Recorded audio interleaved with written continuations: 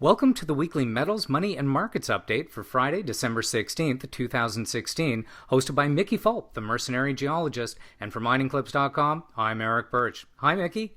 Hello, Eric. Well, the markets continued to push towards all-time highs this week, and as expected, the Fed raised rates, which hurt commodity prices, including gold. Well, gold dropped again. That had to do with the Fed raise, which we thought was baked in, but probably more importantly, a very hawkish attitude by the Fed, calling for three more interest rate raises in 2017. That, when combined with a 14-year high for the U.S. dollar, put gold down again, closed the week at 1133, down 2.2%. It's in a pattern that my broker Murray calls a rolling bottom, which basically means it's making lower highs and lower lows on about an every other day basis. Not a good outlook for gold. The other precious metals, silver down 4.6% to 1607. Palladium down 4.8% to 694. The only one that bucked the trend was platinum, and it was up 1.5% to 926.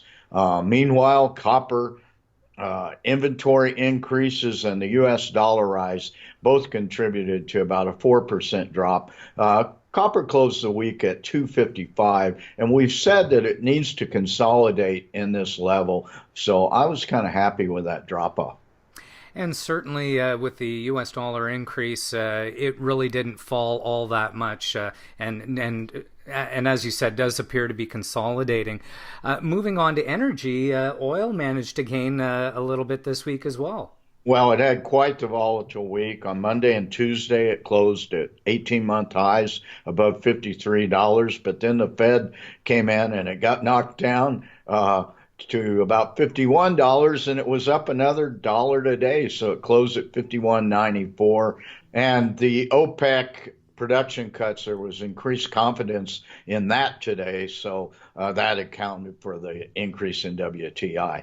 Uranium had a nice week, although it's still at $20.25. That doesn't get anybody excited, but it was up almost 10% on the week, and I think Trump's the only reason for that. It came out that he has sent questions to the DOE on how we can increase nuclear power capabilities in the U.S.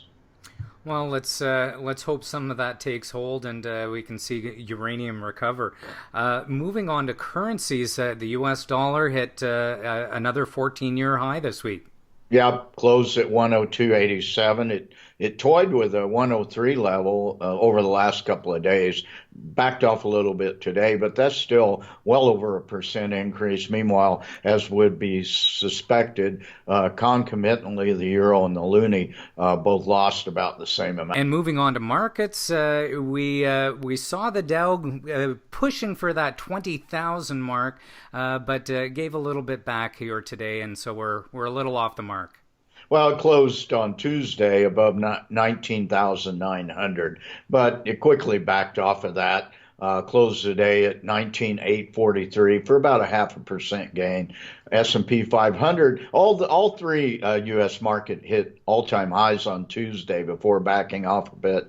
S&P 500 was absolutely flat over the week at 2258.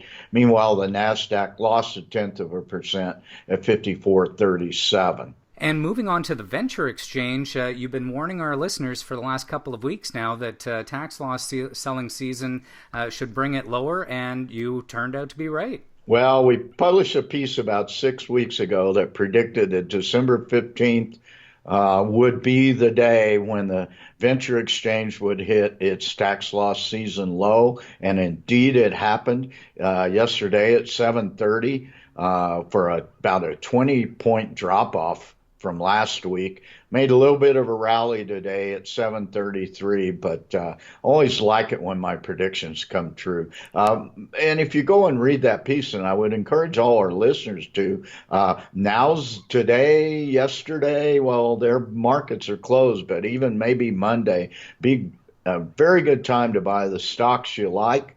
that are strong because there is always seems to be a significant rise from mid-December to the first couple of trading days in January.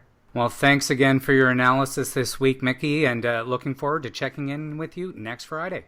Okay, Eric, thanks a lot.